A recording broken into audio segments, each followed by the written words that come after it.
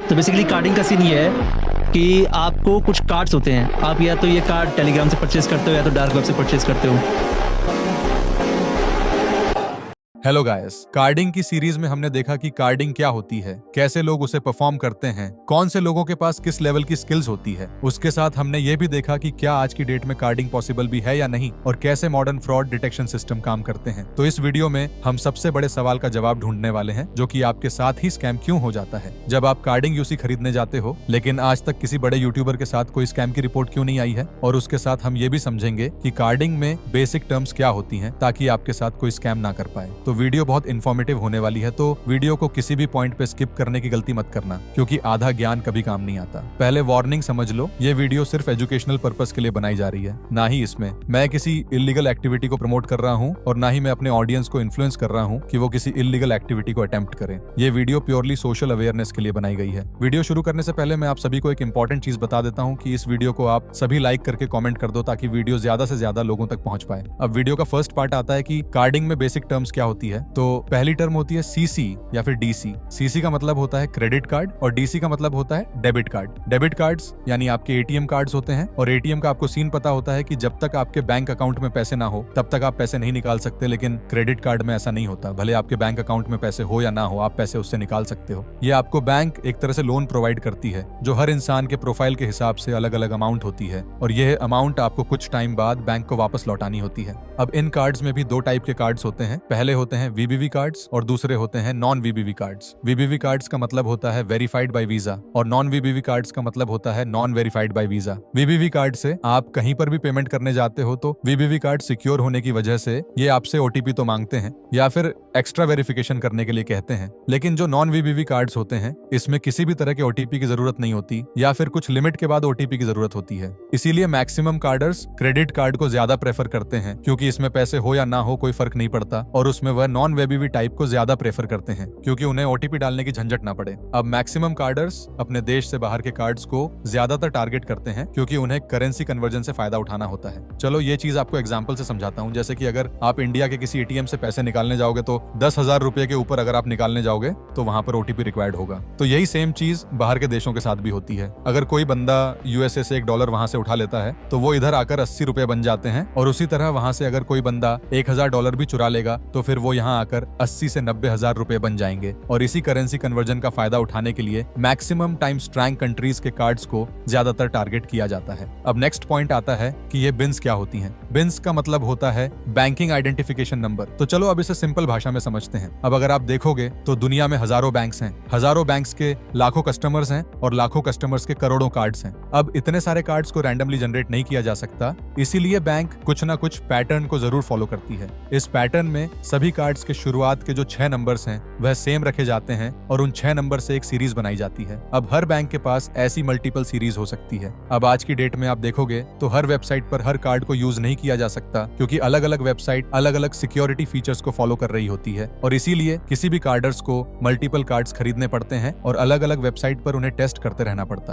अब बहुत सारे कार्डर्स अपने आइडेंटिटी छुपाने के लिए हजारों से लाखों रुपए अपने सेटअप पर खर्च कर देते हैं। अब इतना खर्चा करने के बाद भी वो कार्डिंग नहीं कर सकते, क्योंकि उन्हें कार्ड्स खरीदने के लिए अलग से पैसे देने पड़ते हैं। अब इन वीडियोस को बनाने के लिए मैं जिस टाइम रिसर्च कर रहा था तो मैंने देखा कि मिनिमम कार्ड्स की जो वैल्यू होती है वह 2,500 रुपए से शुरू हो जाती है। अब ये कार्ड्स खरीदने के बाद भी इसकी भी कोई गारंटी नहीं होती कि ये कार्ड वर्क करेंगे या फिर नहीं। इसीलिए जो भी कार्डर होता है वह मल्टीपल कार्ड खरीदकर अलग अलग वेबसाइट पे टेस्ट कर रहा होता है। जैसे ही कोई एक कार्ड वहां पे वर्क कर जाता है तो उस कार्ड के शुरुआत के 6 नंबर्स को देखा जाता है, और उन्हीं शुरुआत के 6 नंबर्स को उस वेबसाइट के बिन कहा जाता है। अब इसका मतलब ये होता है कि उस शुरुआत के 6 नंबर से बाकी जितने भी कार्ड बैंक ने जनरेट किए होंगे वह सभी उस वेबसाइट पर वर्क करेंगे। अब इस वर्किंग बिन को ढूंढने के लिए कार्डर्स का बहुत सारा पैसा तो वेस्ट हो जाता है, लेकिन उसके साथ हफ्तों से लेकर महीनों तक का टाइम उनका चला जाता है। अब इतनी मेहनत के बाद अगर कोई वर्किंग बिन उन्हें मिल जाती है तो पूरा फैसला कार्डर का होता है कि क्या उसे उस बिन को पब्लिक करना है या प्राइवेट रखना है। अगर वह कार्डर उस बिन को प्राइवेट रखता है तो वह उस बिन का इस्तेमाल करके अपना पूरा घरदार चला सकता है। वह बहुत सारा पैसा छाप सकता है, लेकिन समाज सेवा के चक्कर में अगर उसने उस बिन को पब्लिक कर दिया तो हजारों लोग उस बिन को ट्राई करने लग जाते हैं। और ये वही पॉइंट होता है जहां पर वेब डेवलपर्स जो होते हैं उस बिन को पैच कर देते हैं। अब जैसे ही वह बिन पैच हो जाती है तो ना ही उसका फायदा होता है जिसने उस बिन को ढूंढा था, और ना ही उनका फायदा होता है जिन्होंने उस बिन को देखकर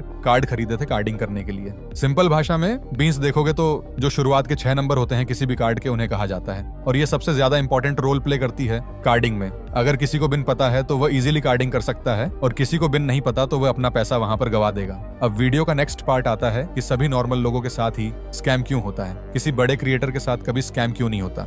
तो देखो, आज की डेट में जितने भी बड़े क्रिएटर्स पर कार्डिंग के एलिगेशन लगे हैं उनमें आपने एक पैटर्न को जरूर नोटिस किया होगा। ये सभी लोग हमेशा ग्रुप में काम करते हैं। अब इस पूरे ग्रुप में एक बंदा ऐसा होता है जो एक्चुअल कार्डिंग परफॉर्म कर रहा होता है, या फिर उसकी पहचान किसी बड़े कार्डर के साथ जरूर होती है, और वही बंदा सभी लोगों के बिहाफ पर उसके साथ डील कर रहा होता है। अब समझ लो, इस ग्रुप में अगर 5-6 क्रिएटर्स भी हैं और हर क्रिएटर महीने का 40 से 50 हजार का क्रिएट ओपनिंग कर रहा है, तो यहाँ पर कार्डर के लिए 2 से 2,50,000 का हर महीने का ऑर्डर बन जाता है। अब वह कार्डर इतने पैसों में से अगर समझ लो 1 लाख अपने सेटअप पे खर्च कर देता है और नए कार्ड्स ढूंढने पर भी खर्च कर देता है, तो उसका हर महीने का नेट प्रॉफिट लाखों रुपए में हो जाता है। उसके साथ वह कार्डर इन यूट्यूबर को हर महीने लाखों रुपए की यूसी उनके अकाउंट में ऐड करता रहता है, और वो कार्डर इन लोगों के साथ इसीलिए स्कैम नहीं करता क्योंकि उसे हर महीने बड़े ऑर्डर्स मिल रहे होते हैं, जान पहचान से और भी ऑर्डर्स उसे आ रहे होते हैं। वो कार्डर कभी भी इनके साथ स्कैम करने के चक्कर में अपने हर महीने के पैसों पे लात नहीं मारना चाहेगा, और इसी वजह से वो जेन्युइनली यहाँ पर काम कर रहा होता है। और दूसरी तरफ जो भी क्रिएटर्स होते हैं जो उससे कार्डिंग यूसी परचेस कर रहे होते हैं, वो उसका हर महीने का पेमेंट क्लियर कर देते हैं।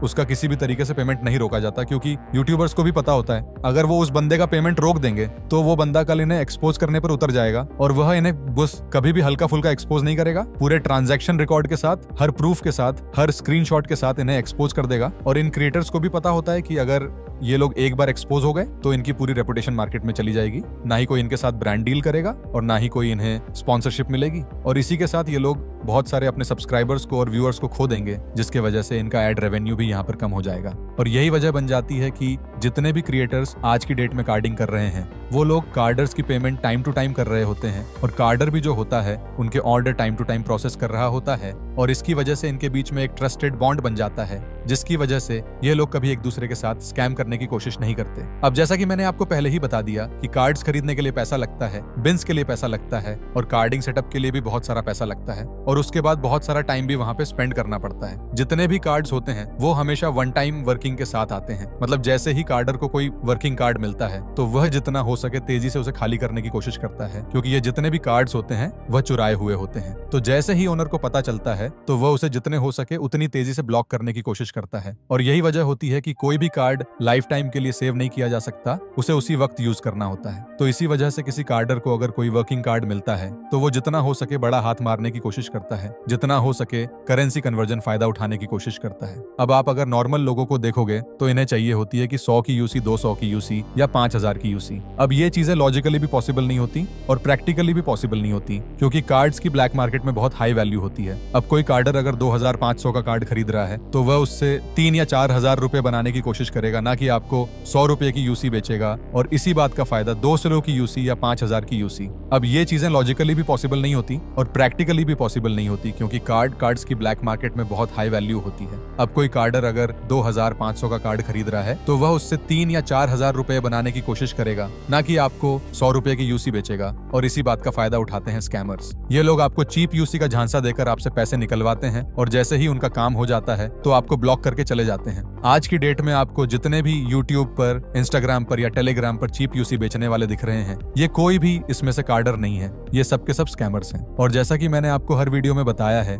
कि स्कैमर्स का कोई धर्म, जात, मजहब, रिलीजन नहीं होता। ये कभी नहीं देखते कि आप हिंदू हो, मुस्लिम हो, सिख हो या ईसाई हो। इनका टारगेट हमेशा एक ही होता है कि आपको जितना हो सके लूटना है, और आपको लूटने के लिए ये लोग किसी भी हद तक गिर सकते हैं, तो हमेशा इनसे बच के रहा करो। और भाई, आप सभी को मेरे टेलीग्राम चैनल का लिंक डिस्क्रिप्शन और कमेंट बॉक्स में पिन मिल जाएगा। आप लोग मेरे टेलीग्राम चैनल को ज्वाइन कर लो, वहां पर आपको ऐसी बहुत सारी चीजें ट्रस्ट के साथ मिल जाएगी। अब वीडियो आपको जरा भी पसंद आई हो तो वीडियो को रेड हार्ट कमेंट करना, ताकि मुझे भी पता चले कितने लोगों ने यहाँ तक वीडियो देखी, और वीडियो को लाइक और सब्सक्राइब करना मत भूलना, और जितना हो सके ज्यादा शेयर करो अपने भाइयों के साथ। तो अपना ख्याल रखो, अपनी फैमिली का ख्याल रखो। मैं आप सभी से अगली वीडियो में मिलता हूँ, तब तक के लिए बाय बाय।